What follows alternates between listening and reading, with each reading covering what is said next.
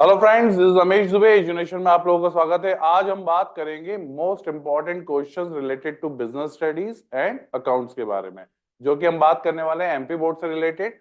अब देखिए, MP board के जो पेपर आ रहे हैं अभी, वो थोड़ा सा अगर देखा जाए तो ना तो ज्यादा टफ है ना ज्यादा इजी है।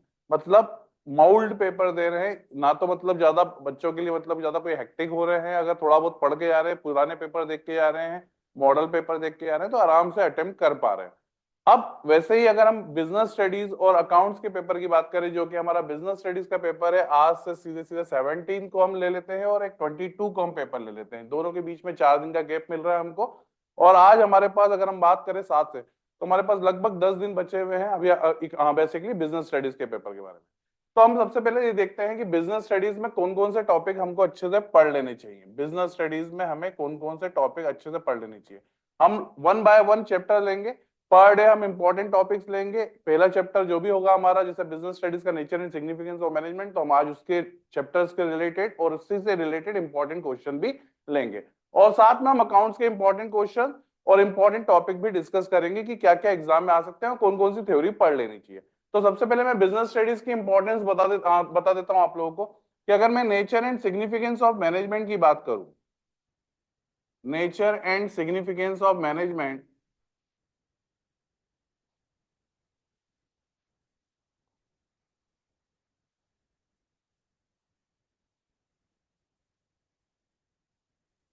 की बात करूं, तो सबसे पहले हमें क्या पढ़ना लेना चाहिए? सबसे पहले हमें पढ़ लेना चाहिए लेवल्स ऑफ मैनेजमेंट। सबसे ज्यादा इंपॉर्टेंट लेवल्स ऑफ मैनेजमेंट। ये एमपी बोर्ड का बहुत फेवरेट टॉपिक है एक्चुअली। अगर मैं देख रहा हूं तो लास्ट कुछ सालों में बहुत बार पूछा जा रहा है। और पूछने के साथ साथ इस पे रिलेटेड, जैसे कि 1 मार्क्स में भी आ जाता है, एमसीक्यूज में भी पूछा जाता है, 2 नंबर में भी आ जाता है और 3 नंबर में भी आ जाता है और 4 नंबर में भी पूछा जाता है। तो लेवल्स ऑफ मैनेजमेंट पढ़ लीजिए। फिर दूसरा है आपका फंक्शंस ऑफ मैनेजर, जो कि आपको इजीली याद है। फंक्शंस ऑफ मैनेजर आप अच्छे से पढ़ ही लेते हैं, आपको पता है क्या क्या manager function basically role play करता है। प्लानिंग करेगा, डायरेक्टिंग करेगा, कंट्रोलिंग करेगा, स्टाफिंग करेगा, ऑर्गेनाइजिंग करेगा। तो बेसिकली फंक्शन ऑफ मैनेजर भी आप लोगों को पता ही है। तीसरा हमारा जो टॉपिक है इसमें इंपॉर्टेंट जो बनेगा, वो बेसिकली बनेगा importance of management. Importance management के साथ में नेचर भी पढ़ लीजिएगा। नेचर में कुछ कैरेक्टरिस्टिक्स जैसे management, why management is pervasive, effective and efficiency अच्छे से पढ़ लीजिएगा। इन दोनों में डिफरेंस आ जाता है। तो ये टॉपिक ज्यादातर पढ़िएगा और ज्यादातर इन्हीं पे क्वेश्चन ज्यादातर बनेंगे आपका। उसके साथ में मैनेजमेंट की definition, what is management, importance of management में कुछ सिलेक्टेड बेसिकली पॉइंट्स अच्छे से पढ़ के जाइए। नेचर एंड सिग्निफिकेंस के साथ साथ आप नेचर में कैरेक्टरिस्टिक्स में आप कुछ पॉइंट अच्छे पढ़ के जाइए, जैसे गोल ओरिएंटेड पढ़ लिया, परवेसिव पढ़ लिया, ये थोड़ा सा कंटिन्यूस प्रोसेस पढ़ लिया, इनटेंजिबल क्यों होता है ये पढ़ के गए। तो ये कुछ पॉइंट्स ज्यादातर एग्जाम में बनते हैं। तो आपको इन दोनों में से एक क्वेश्चन मिलेगा। तो लेवल्स अच्छे पढ़िए, फंक्शंस पढ़िए, importance of management, nature. But कभी कभी एक मैं इसमें एक ऑप्शन आपको दे देता हूं कि देखिए, आपको अगर मैं नहीं बोलूंगा तो भी आपको ये पढ़ना जरूरी रहता है। एक coordination and why management is profession, art and science. ये तीन टॉपिक आपको थोड़ा सा ये अंडरडॉग टॉपिक रहते हैं, कभी कभी 3 नंबर में पूछ लेते हैं। इनके कैरेक्टरिस्टिक तीन तीन पॉइंट है जो कैरेक्टरिस्टिक आपको पढ़ने हैं कि डिफरेंस क्या कैसे होता है और बेसिकली क्या कोरिलेटेड पॉइंट्स है, वो पढ़ लीजिए। Basically coordination, importance of coordination थोड़ा सा पढ़ के जाइए। क्या बोल रहा हूं मैं? इंपॉर्टेंस ऑफ कोऑर्डिनेशन, मतलब इन पे भी नजर दौड़ा लीजिएगा आप एक बार, क्योंकि ये बन जाते हैं क्वेश्चन। बाकी तो आपके लिए ये मोस्ट ऑफ द टाइम ये पूछे जाने वाले क्वेश्चन है, इनको अच्छे से देख लीजिएगा। क्लियर है? कोई डाउट तो नहीं है? अपार्ट फ्रॉम दैट, अब अगर मैं अकाउंट्स की बात करूं आज आप लोगों से, तो अकाउंट्स में मैं सिर्फ पार्टनरशिप की बात करूंगा। पार्टनरशिप में टॉप 10 टॉपिक्स मैं आपको बता रहा हूं और ये पढ़ के जाइए। थ्योरी पढ़ लीजिए या न्यूमेरिकल पढ़ लीजिए, ये आना ही है। पहला, सबसे पहला टॉपिक जो आएगा इसमें, वो आएगा पार्टनरशिप डीड। पार्टनरशिप डीड बहुत इंपॉर्टेंट है। अब इसकी डेफिनेशन से रिलेटेड, राइट्स ऑफ पार्टनर से रिलेटेड कि भैया पार्टनर के राइट्स क्या होते हैं, इनको पढ़ लीजिएगा। क्योंकि ये भी राइट्स ऑफ पार्टनर भी पूछा जाता है कि कोई पार्टनर छोड़ के जा रहा है तो वो छोड़ के कैसे जा सकता है, कोई नया पार्टनर रखने की बात कर रहा है तो वो कैसे रखा जा सकता है। ये सारे टॉपिक आपके मोस्ट ऑफ द टॉपिक बनते हैं। देन दूसरा आपका टॉपिक बनेगा absence of partnership deed. Absence of partnership deed पे एक क्वेश्चन बनेगा और मोस्ट ऑफ द टाइम इस पे एक न्यूमेरिकल बन जाता है। जैसे कि पार्टनर्स लोन, अगर पार्टनर ने लोन प्रोवाइड किया है तो उसे कितना परसेंट इंटरेस्ट मिलेगा अगर पार्टनरशिप डीड साइलेंट है तो वो एक टॉपिक पढ़ लीजिएगा। तीसरा interest on drawing, interest on drawing अच्छे से करके जाएगी, इसमें एवरेज मेथड आता है आपका, वो अच्छे से पढ़ेगा। फोर्थ आपका टॉपिक बनेगा गारंटी। गारंटी का क्वेश्चन मैं हर साल देख रहा हूं और वो आ रहा है, पिछले 5-6 साल में मैंने 4 बार क्वेश्चन देख लिया है, क्या पता इस बार भी बैठ जाए। तो गारंटी जरूर पढ़ ली। सिंपल क्वेश्चन आता है, दो पार्टनर, एक पार्टनर रखा है, उसको प्रॉफिट देने की गारंटी दी है, दोनों पार्टनर अपने में आपसे सेक्रीफाइस कर रहे हैं, या फिर आपका एक पार्टनर बेसिकली क्या कर रहा है, बियर कर रहा है पूरा की पूरा, अब अभी उसका जो भी लॉस आ रहा है वो बियर पूरा वो करेगा, तो एक गारंटी कर लीजिएगा। देन फिफ्थ आपका आएगा profit and loss appropriation account. Profit and loss appropriation account अच्छे से करके जाएगा, इसमें इंटरेस्ट ऑन कैपिटल निकालने को, सैलरी और आफ्टर और बिफोर टॉपिक अच्छे से पढ़ के जाएगा, दोनों में फोन से फॉर्मूले लगेंगे वो ध्यान रख के जाएगा। तो प्रॉफिट एंड लॉस एप्रोप्रिएशन हो गया। सिक्स्थ टॉपिक आपका आएगा गुडविल। गुडविल में क्या, गुडविल में वैल्यूएशन ऑफ गुडविल की बात कर रहा हूं मैं। टाइप्स ऑफ गुडविल पढ़ लीजिएगा, टाइप्स ऑफ मेथड पढ़ लीजिएगा, types of goodwill, types of method और वैल्यूएशन ऑफ गुडविल में कैपिटलाइज और सुपर प्रॉफिट मेथड। कौन कौन सी मेथड, कैपिटलाइज और सुपर प्रॉफिट मेथड, ये दोनों अच्छे से पढ़ के जाइए।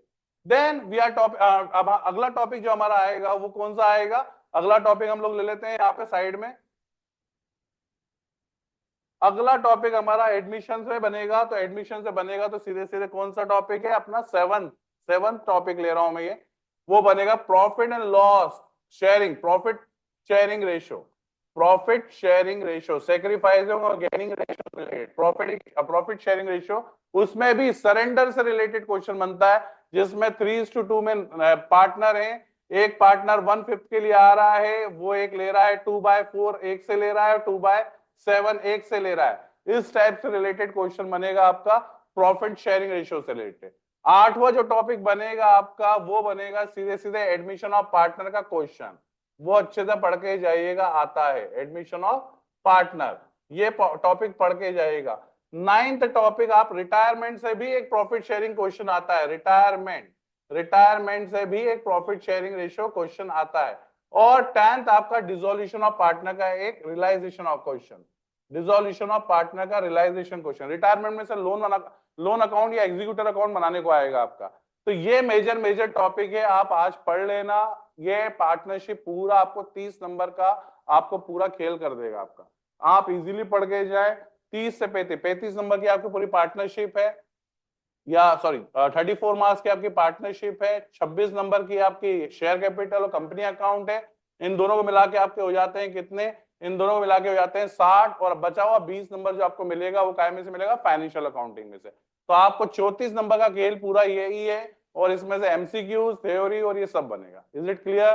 तो इसके लिए भैया आज आप ये टॉपिक पढ़ना चालू करें, मैंने कुछ शीट्स बना के दे दी है, उसमें सारे क्वेश्चंस हैं भी सही, आप एक बार पढ़ेंगे तो आराम से आपका एडमिशन, रिटायरमेंट, आपका डिसोल्यूशन और इनसे रिलेटेड आपको प्रॉफिट शेयरिंग रेशियो, आपका interest on drawing, interest on capital, आपका बेसिकली गारंटी ऑफ प्रॉफिट, ये सारे क्वेश्चन मैंने उसमें डाले हुए हैं, तो आप थोड़ा सा अच्छे से आज इसको पढ़ लीजिए। चलिए बात करते हैं हमारे बिजनेस स्टडीज से रिलेटेड, क्योंकि आज हमको बिजनेस स्टडीज पढ़ना है। तो बिजनेस स्टडीज से रिलेटेड हम बात करेंगे भैया, सबसे पहले कौन कौन से चैप्टर हमारे लिए इंपॉर्टेंट बन रहे हैं। तो सबसे पहले आज हम फर्स्ट चैप्टर की बात करेंगे, फर्स्ट चैप्टर में हमें क्या पढ़ लेना चाहिए। तो फर्स्ट चैप्टर की तरफ चलते हैं भैया, बिजनेस स्टडीज में हम लोग सबसे पहले, चलिए बिजनेस स्टडीज थोड़ा डिटेल में ही देख लेते हैं तो अच्छा रहेगा हमारे लिए भी।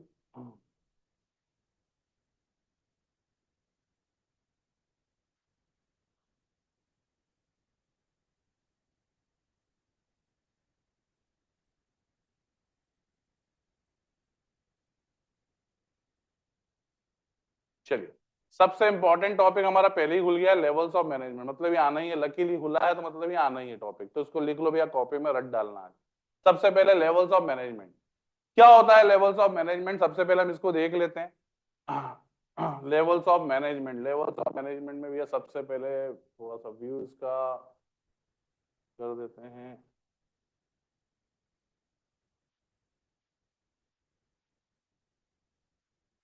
चलिए, अब तो क्लियरली दिख रहा है। हाँ भैया दिख रहा है साहब, दिख रहा है, दिख रहा है। लेवल्स ऑफ मैनेजमेंट दिख रहा है आप लोगों को, दिख रहा है। चलिए भैया, levels of management. As we have already learned that management does not refers to single individual, but it refers to the basically group goal person. Basically group goal activity है। To the group of person, एक अकेला आदमी कुछ नहीं कर सकता है। यहाँ पे सबसे पहले क्या होता है भैया, सीधी सी बात है। यहाँ पे सबसे पहले अगर हमको बात करनी है तो भैया, as we already learn about that management does not refers to single individual. एक अकेला आदमी पूरी ऑर्गेनाइजेशन नहीं चलाता, सीधी सी बात है। उसको टीम की जरूरत है, उसको टीम को मैनेज करना पड़ता है। तो single individual, but it refers to a group of person. It companies in companies, large number of persons are employed and placed different places to perform different managerial activity. To carry on the activity, these employees are given necessary authority and responsibility. This grant authority results in creation of chain of authority. This chain is divided into three levels, which resulted creation of three levels of management. जो कि basically तीन level है management के, इनको तीन level में बांटा गया है। और उन तीन लेवल पे हमको इस पे बेसिकली हमारा पूरा हायरार्की मेंटेन होता है। Hierarchy in the sense top to bottom level तक हमको कैसे काम करना है, और कौन किससे क्या बात करेगा, किसको ऑर्डर मिलेंगे, किसको अथॉरिटी होगी, रिस्पॉन्सिबिलिटी किसकी होगी, रिस्पॉन्ड कौन करेगा, फॉलो अप कौन लेगा। ये सारी चीजें इन तीन लेवल ऑफ मैनेजमेंट में हमको बात करनी है। सबसे पहले आता है हमारा टॉप लेवल मैनेजमेंट। अब टॉप लेवल मैनेजमेंट में क्या क्या चीजें होती हैं, सबसे पहले हम बेसिकली चार्ट के थ्रू देखते हैं कौन लोग आ जाते हैं। Board of director, chairman, general manager, president, vice president, chief executive officer, chief financial officer, chief operating officer, ये सारे आपके बेसिकली क्या है, ये सारे आपके टॉप लेवल पे हैं। अब देखिए यहां से अथॉरिटी सीधे सीधे कहां से फ्लो हो रही है, top to bottom authority flow हो रही है। मतलब सबसे ज्यादा अथॉरिटी किसके पास रहेगी, टॉप लेवल के पास, फिर मिडिल लेवल, और फिर आपका लोअर लेवल के पास रहेगी। इज इट क्लियर भैया, कोई डाउट तो नहीं है। Then we have a second level, that is purchase manager, sales manager, marketing manager, executive officer, plant superintendent, और लास्ट आपका supervisor, superintendent, foreman, sanction officer, clerk, सब डिपार्टमेंट एग्जीक्यूटिव। ये सारे लोग बेसिकली आपके यहाँ वर्किंग करते हैं as per the organisation hierarchy के बेसिस पे टॉप टू बॉटम की तरफ। अब भैया आप इसमें बोलेंगे sir worker, worker basically fourth category में आते हैं। It's not under the part of these three category. Is it clear. इसमें सुपरवाइजर और सुपरिटेंडेंट लेवल तक आपका वर्किंग होती है। Is it clear. Now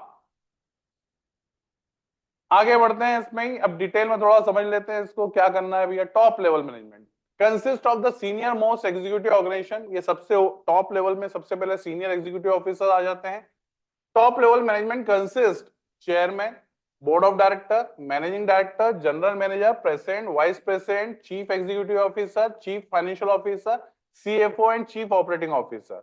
It includes group of crucial persons essential for leading and directing the efforts of other people. The manager working at this level have maximum authority. Main function of the top level management are determining the objective of enterprise. Objective determine करेंगे। सबसे पहले आपका organisation गोल क्या है, तो इनका काम रहता है कि हमको इस बार कितना टारगेट्स लेने हैं। तो भैया targets, top level management manager formulate the main objective of the organisation. They form long term as well as short term objective. Now इनका बेसिकली बड़े गोल और छोटे गोल बनाने का काम होता है, और बड़े गोलों को छोटे गोलों में कैसे डिवाइड करना है वो काम होता है। फ्रेमिंग प्लान्स एंड पॉलिसीज, इनका प्लान और पॉलिसी बनाने का काम है। The top manager basically also frame the plans and policies of the basically set the objective organizing activity to be performed by person working at middle level. The top level management assign job different individual working at a middle level, assembling all resources such as finance, fixed assets. इनका एक और बहुत important काम है भैया, इनका काम ये भी है कि भैया पैसे की कमी आ रही है तो कहां से भैया मैनेज करना है वो पैसे को, अपने फाइनेंशियल मैनेजर को कब बेसिकली रिस्पॉन्सिबिलिटीज देनी है, फंडिंग कैसे करवाना है, लोगों से पैसे कैसे जुगाड़ना है, उसके बाद एसेट्स कैसे मैनेज करना है। They all are the part of basically assembling all resource basically finance and fixed asset. The top level management arranges all finance required to carry on the day-to-day activity. They buy fixed assets, carry on activity. Responsible for welfare and survival of the organization. Organization की survival का पूरा दारोमदार इनके ऊपर होता है। They are taking the whole burden of the organization. इनके ऊपर बहुत responsibilities होती हैं because organization का profit इनके plans पे और policies पे टिका है। Then liaison and outside world example, licensing activity, सारे पेपर वर्क जितने भी डॉक्यूमेंटेशन होंगे वो सारी चीजें इनके हाथ में होंगी। Integrate the diverse element and coordinate the activity, different different activities को कोऑर्डिनेट करने का काम करेंगे। Analyse the business environment and implication, next plan के लिए क्या आइडेंटिफिकेशन है, क्या भैया प्लानिंग बनानी है, एनालाइज कैसे करना है, मार्केट सिचुएशन क्या है, they all are the part of basically top level. यहाँ पे कोई डाउट हो तो आप पूछ लीजिए, पॉइंट्स एक बार अच्छे से समझ लीजिए, कुछ भी पूछना है तो आप बता दीजिए। कोई डाउट भैया आप लोगों को?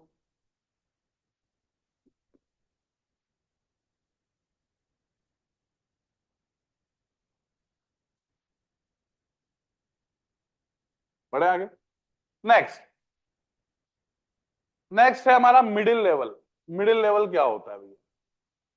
Middle level management consist department head such as purchase department head, sales department head, finance manager, marketing manager, plant superintendent and people of this group are responsible for executing the plans and policy made by the top level. They act as a linking pin between the top and lower level। ये basically आपके top और bottom level को manage करने का काम करते हैं, इन दोनों के बीच का मीडिएटर का काम करते हैं, इंफॉर्मेशन लेना, ऑर्डर्स लेना और इनको बेसिकली एक्सप्लेन करना जूनियर लेवल को, मतलब आपके बॉटम लेवल को। बॉटम लेवल की बेसिकली डेविएशंस को समझना, उनकी प्रॉब्लम्स को समझना, टॉप लेवल तक पहुंचाना। आगे बात समझ में नाउ। तो basically main function of middle level management क्या क्या होंगे? सबसे पहले interpretation of the policy framed by the top management to lower level. भैया सारी पॉलिसीज को समझ के एक्सप्लेन इंटरप्रेट करना, किसको करना है इंटरप्रेट? लोअर लेवल को। तो basically the basic middle level managers basically manage act as a linking pin between the top level and lower level management. They only explain the main plans and policy frame top level management to lower level, generally organizing the activity of their department. For executing the plans and policies, generally middle level managers are the head to some of the department, so they organize all the resource activity of their department. जो भी activity department की होती है, finance से related finance वाले काम करेंगे, तो उनसे जो स्टाफ होगा उनकी जो रिक्वायरमेंट्स होगी वो मैनेज करना। प्रोडक्शन से रिलेटेड जो भी रिक्वायरमेंट्स होगी वो प्रोडक्शन मैनेजर देखेगा।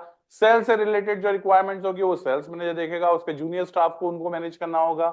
Then motivating the persons to perform, finding out the recruiting and selecting the appointing the required employee। अब अगर मेरे ऑर्गेनाइजेशन के अंदर मेरे जूनियर स्टाफ के अंदर कुछ कमी आ रही है, टीम कम पड़ रही है, तो we have to be hire new peoples, हमें वो लोगों को रखना भी है और जो लोग नहीं काम कर रहे हैं उनको निकालना भी है और उनको फायर भी करना है। Then motivating the person to perform their best ability, फिर हमें उन लोगों को मोटिवेट भी करना है जो थोड़ा डल महसूस कर रहे हैं, उन्हें टाइम टू टाइम मोटिवेशन देना, उनको बोनस देना, ये सारे टाइम टू टाइम काम करवाना रहते हैं। किसका काम हाथ में रहेगा? ये बेसिकली प्रमोशन दिलवाना, ये सारा काम रहेगा मिडिल लेवल मैनेजमेंट का, जो बेसिकली वो बॉटम लेवल के साथ में और टॉप लेवल के साथ मिलके करते हैं। Now we have a third level. Third level क्या है हमारा? Supervisor level. सुपरवाइजर लेवल क्या होता है? The level consists of supervisor, superintendent, foreman, sub-department executive, clerk. Manager of this group actually carry on the work, basically perform the activity according to the top and middle level management. Basic authority is limited. The quality and quantity of output depends on the efficiency of level of managers. भैया देखो यहाँ पे इनकी authority और responsibility होती है बहुत ज्यादा श्रिंक होती है, बहुत ज्यादा कम होती है, क्योंकि इनके हाथ में ज्यादा पावर्स नहीं होती। पावर मेनली टॉप लेवल और मिडिल लेवल के पास में होती है। उनकी अथॉरिटी के साथ से रिस्पॉन्सिबिलिटी इनको दी जाती है, इतना इनको काम करना है। तो इसकी वजह से कभी कभी काम अच्छा भी होता है और कभी कभी काम बिगड़ भी जाता है। तो बेसिकली इनके पास लिमिटेड रिसोर्सेज हैं। They are also responsible for the maintaining discipline among the workers. इनका काम वर्कर से काम निकालने का होता है, तो वर्कर्स में डिसिप्लिन मेंटेन, कि वो फालतू तो नहीं बैठे हैं, टाइम पास तो नहीं कर रहे हैं, गॉसिपिंग में तो नहीं लगे हुए। तो वो क्योंकि वर्कर्स की आदत मोस्टली यही होती है कि जब जैसे थोड़ा बहुत उनको अगर फ्रीडम मिलता है तो वो अपना टाइम पास करना शुरू कर दे, तो वो काम भी इनको ही मैनेज करना है, उनको काम पे प्रॉपर लेना। तो बेसिकली ये हो गया एक तो फंक्शंस रिप्रेजेंटिंग द प्रॉब्लम्स और ग्रीवेंसेस ऑफ द वर्कर, उनकी प्रॉब्लम्स को रिप्रेजेंट करना, उनके लिए बात करना अपने हेड ऑफ द डिपार्टमेंट से टॉप लेवल पे। Maintaining good working condition and developing healthy relation between the supervisor and subordinate, इनका एक रिलेशन मेंटेन करना, सुपरवाइजर और सबऑर्डिनेट के बीच में रिलेशन मेंटेन करने का काम भी रहेगा। Then we have looking a safety of worker, workers अगर मशीन्स में कुछ प्रॉब्लम है तो उनकी सेफ्टी का ध्यान रखना, उसको प्रॉपर मेंटेन करवाना, रिपेयर करवाना, तो ये उनका काम रहेगा। They are responsible for boosting of morale of the workers, कभी कभी मॉरल डल महसूस करते हैं तो उस टाइम पे मॉरलिटी को भी बूस्टअप करने का काम इन लोगों का होता है, सुपरवाइजर लेवल का होता है, टॉप मतलब बॉटम लेवल वाले का ये काम होता है। एक बार देख लीजिए, अगर आपको इसमें देखना है शॉर्ट एंड स्वीट, आप लोग इसमें टॉप लेवल मिडिल लेवल पे आप बात कर लीजिए क्या काम करते हैं भैया, थोड़ा सा शॉर्ट में देख लीजिए फटाफट। तो समझ में आया, कोई डाउट तो नहीं है?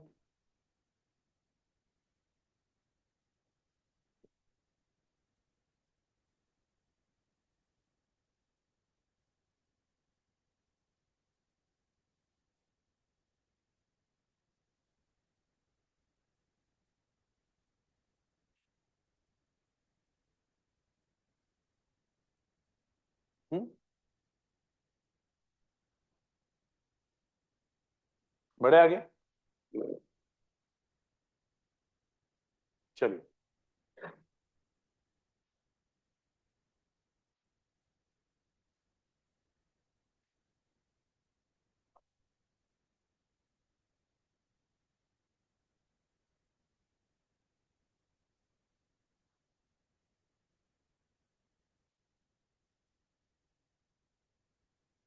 देखिए भैया, अब अपन ने क्या पढ़ लिया इसमें, सबसे पहले अपन ने पढ़ लिया लेवल्स ऑफ मैनेजमेंट।